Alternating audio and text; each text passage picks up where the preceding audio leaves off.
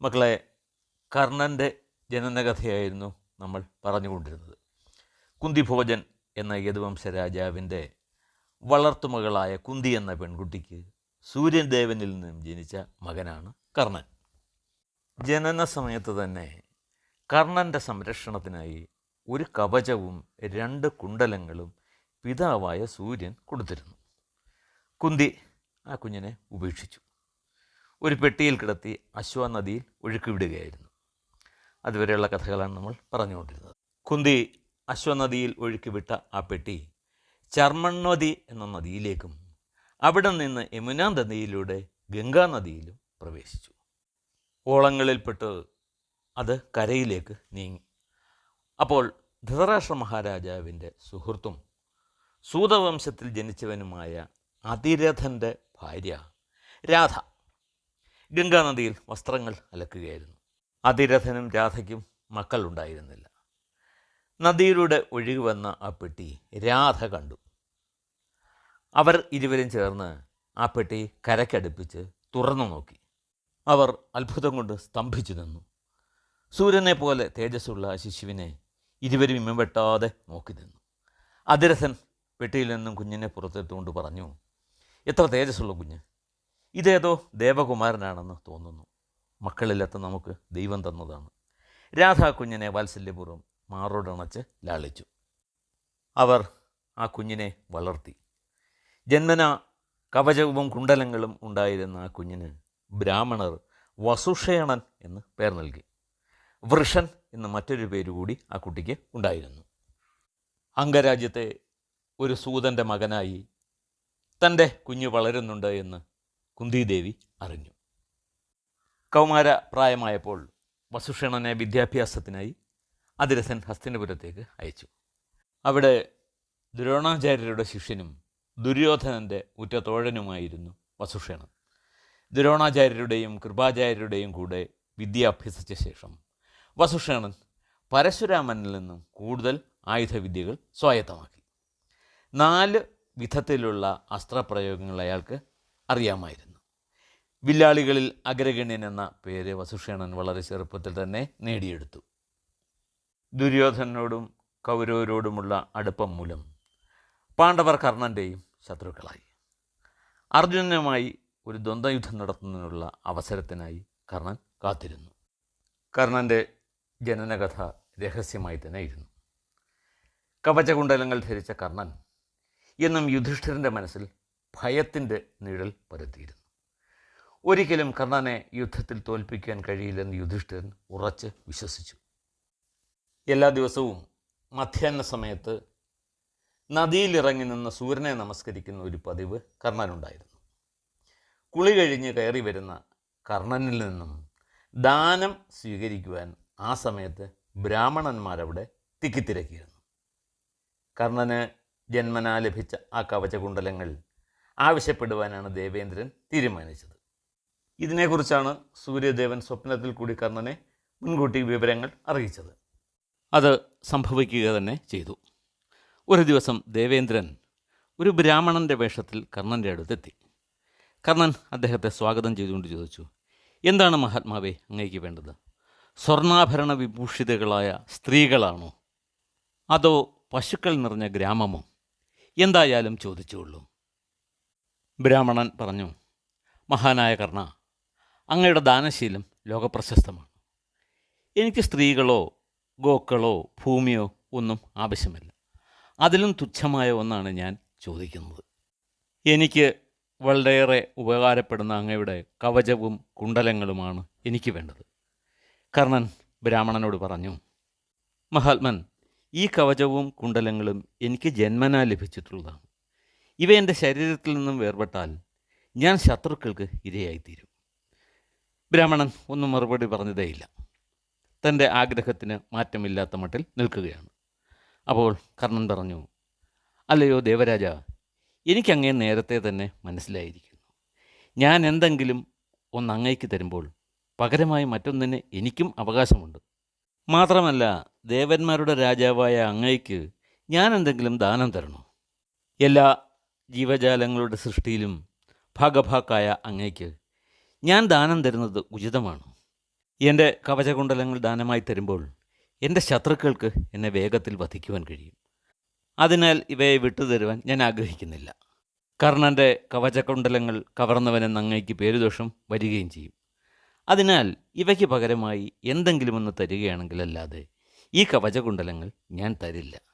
ഇന്ദ്രൻ അത് സമ്മതിച്ചു. കർണ, ഞാൻ ഈ ഭിക്ഷയ്ക്കായി വരുന്ന കാര്യം സൂര്യദേവന് അറിയാമായിരുന്നു. അതിനാൽ തീർച്ചയായും താങ്കൾ മുൻകരുതലെടുത്തിട്ടുണ്ടാകുമെന്ന് ഞാൻ ഊഹിച്ചു. എന്തായാലും കവചകുണ്ടലങ്ങൾ എനിക്ക് തരുവാൻ തീരുമാനിച്ച സ്ഥിതിക്ക് എൻ്റെ വജ്രമൊഴികെയുള്ള എന്തു വേണമെങ്കിലും ചോദിച്ചുകൊള്ളൂ. കർണൻ സമ്മതിച്ചു. ഇന്ദ്രദേവ, ഞാൻ നൽകുന്ന കവചകുണ്ടലങ്ങൾക്ക് പകരമായി അങ്ങയുടെ ശക്തി എന്ന ആയുധം എനിക്ക് തന്നാലും. ഇന്ദ്രൻ ഒരല്പം ആലോചിച്ചിട്ട് സമ്മതിച്ചു. ശരി, എൻ്റെ ശക്തി ഞാൻ തരാം. പക്ഷേ ഒരു കാര്യമുണ്ട്. ഈ ആയുധം ഞാൻ പ്രയോഗിക്കുമ്പോൾ ആയിരക്കണക്കിന് ശത്രുക്കളെ നിഗ്രഹിച്ചതിന് ശേഷം അത് എൻ്റെ അടുത്തേക്ക് മടങ്ങി വരും.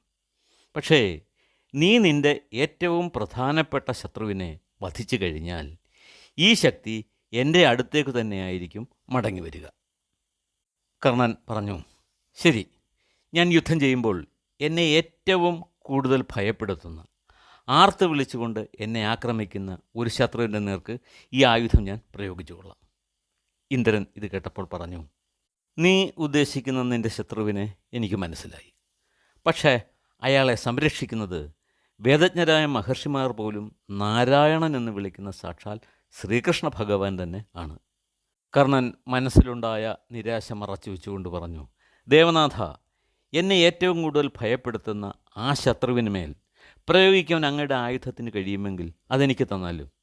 കർണ, മറ്റൊരു കാര്യം കൂടിയുണ്ട്. നിൻ്റെ കയ്യിൽ മറ്റ് ആയുധങ്ങളുള്ളപ്പോൾ എൻ്റെ ഈ ആയുധം പ്രയോഗിച്ചാൽ അത് നിനക്ക് തന്നെ വിനയായിത്തീരും.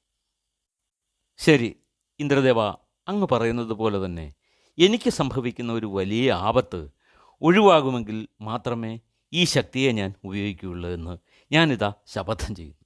ഇന്ദ്രൻ അപ്പോൾ തന്നെ ശക്തി എന്നതിൻ്റെ ആയുധം കർണന് കൊടുത്തു. കർണൻ മൂർച്ചയേറിയ ഒരു ആയുധമെടുത്ത് തൻ്റെ ശരീരത്തിൽ നിന്നും ആ കവചത്തിനെ അറുത്തു മാറ്റുവാൻ തുടങ്ങി. ശരീരമാകെ രക്തത്തിൽ കുളിച്ചു നിൽക്കുന്ന കർണനെ കണ്ട് ദേവന്മാർ മംഗളവാദ്യങ്ങൾ മുഴക്കി. കർണൻ കാതോടുകൂടി കുണ്ടലങ്ങളും അറുത്തെടുത്തു. കവചവും കുണ്ടലങ്ങളും ദേവേന്ദ്രൻ്റെ കയ്യിൽ തന്നെ കൊടുത്തു. കാതുകൾ കൂടി അറുത്തു മാറ്റിയതുകൊണ്ടാണ് അദ്ദേഹത്തിന് കർണൻ എന്ന് പേർ ലഭിച്ചതെന്നും പറയുന്നുണ്ട്. കർണം എന്ന് പറഞ്ഞാൽ ചെവി എന്നാണല്ലോ അർത്ഥം. ഇന്ദ്രൻ കർണനെ വഞ്ചിച്ചു എന്ന വാർത്ത ലോകമെങ്ങും പരന്നു. അതോടെ കർണൻ്റെ കീർത്തി 10 മടങ്ങ് വർദ്ധിച്ചു. പാണ്ഡവർ ഇതറിഞ്ഞ് വളരെയേറെ സന്തോഷിച്ചു. ഈ വാർത്ത കൗരവർക്കൊരു വലിയ ആഘാതമായിരുന്നു. പാണ്ഡവരിൽ അർജുനനെ കുറിച്ച് ദുര്യോധനന് ഭയമുണ്ടായിരുന്നു. അയാളെ എതിർക്കുവാനുള്ള തുല്യശക്തിയായി കൗരവർ നിശ്ചയിച്ചിരുന്നത് കർണനെയായിരുന്നു. ഈ അവസരത്തിൽ കൗരവരുടെ ഗർവ് ഒന്ന് ശമിച്ചു. കുന്തിയുടെയും കർണൻ്റെയും കഥ നമ്മൾ പറഞ്ഞു. കർണന് കവചകുണ്ടലങ്ങൾ എങ്ങനെയാണ് കിട്ടിയതെന്ന് പറയുന്നതിന് വേണ്ടിയാണ് കുന്തിയുടെ കഥ പറഞ്ഞത്. അതിനുശേഷം അതെങ്ങനെ നഷ്ടപ്പെട്ടു എന്നും ദേവേന്ദ്രൻ അതെങ്ങനെ കർണനിൽ നിന്ന് തട്ടിയെടുത്തുവെന്നും നമ്മൾ കണ്ടു കഴിഞ്ഞു. ഇനി വനത്തിലായിരുന്ന പാണ്ഡവരുടെ കഥ എന്തായി എന്ന് നമുക്കൊന്ന് നോക്കാം.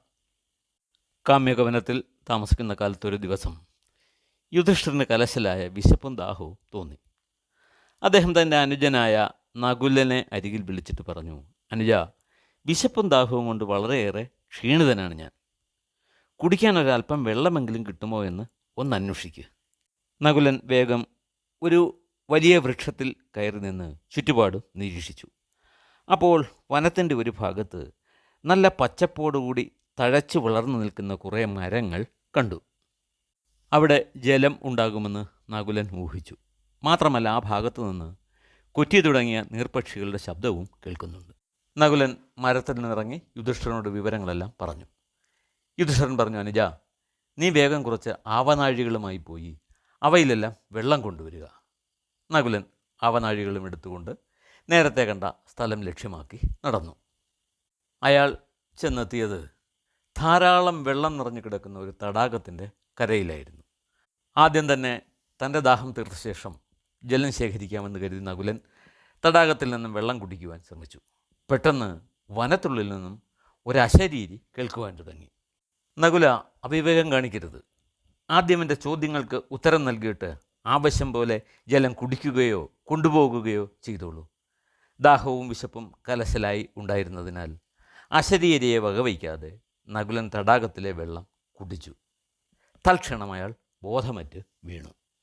യുധിഷ്ഠിരൻ കുറേ കാത്തിരുന്നിട്ടും നകുലൻ മടങ്ങി വരാതായപ്പോൾ സഹദേവനെ അയച്ചു. സഹദേവൻ തടാകക്കരയിലെത്തിയപ്പോൾ അബോധാവസ്ഥയിൽ കിടക്കുന്ന നകുലനെയാണ് കണ്ടത്.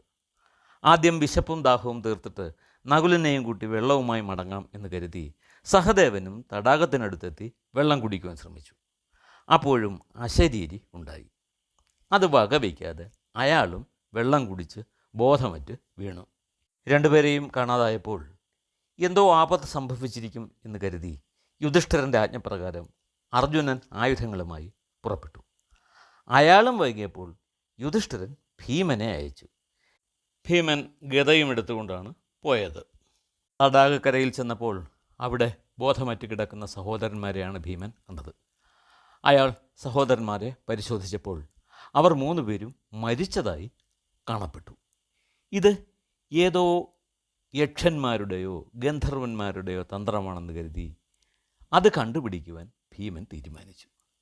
അതിന് പുറപ്പെടും മുമ്പ് തൻ്റെ ദാഹവും വിശപ്പും ഒന്ന് ശമിപ്പിച്ചേക്കാം എന്ന് കരുതി ഭീമൻ തടാകത്തിലേക്ക് ചെന്നു.